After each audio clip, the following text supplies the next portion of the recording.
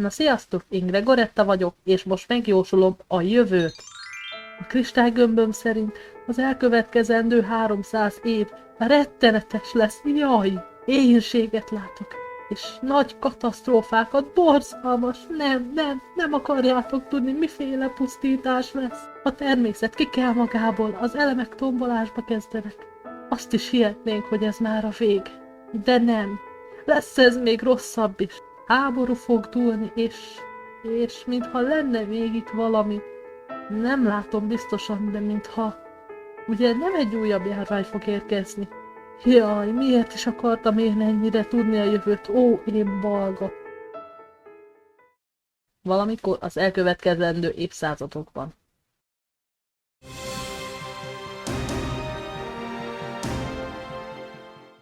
Lichtenburg megtámadta Interferenciát.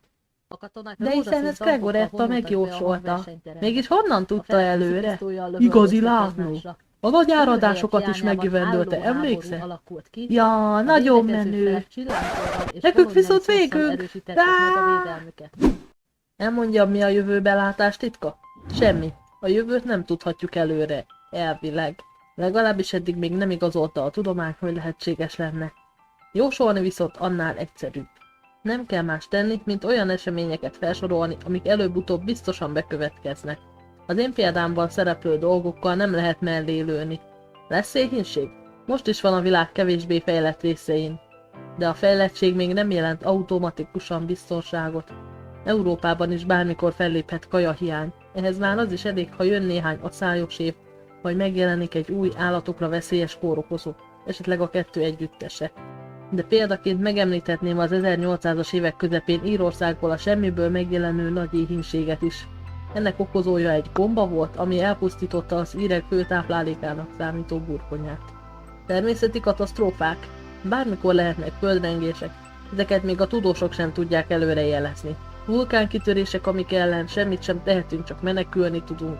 De ott vannak a globális felmelegedés miatt egyre gyakoribbá váló áradások és erdőtüzek. Az is már csak idő kérdése, hogy mikor kerül Hollandia víz alá. Háborúk? Azok mindig lesznek.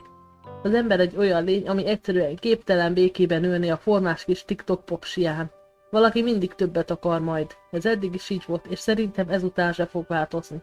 De még a járványoktól sem lehetünk biztonságban. Az evolúció nem fog leállni a kedvünkért, és ez nem csak a növény- és állatvilág, de a kórokozók fejlődését is magába foglalja.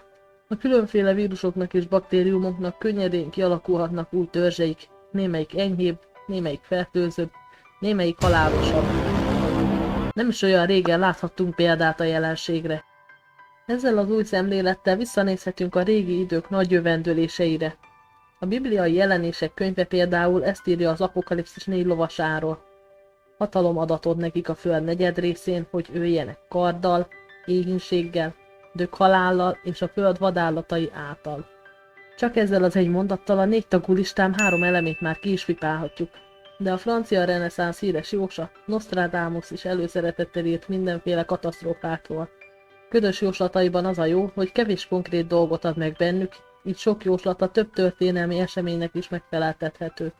Sőt, némelyik leírás annyira általános, hogy nem is tudhatjuk, megtörtént-e már. Ha csak egy kis figyelemre vágyunk, válasszunk ki pár szöveget és magyarázzunk bele valami hihetetlent. Várjunk csak, ezt a bulvárlapok már ma is csinálják.